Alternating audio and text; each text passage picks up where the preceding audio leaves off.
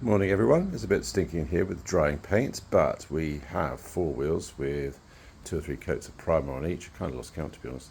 The radiator's finished, a little piece there, I've just got undercoat on, and the chassis over the weekend and last night has got undercoat on, so ready for a sand down, and then first application of top coat, which will be black.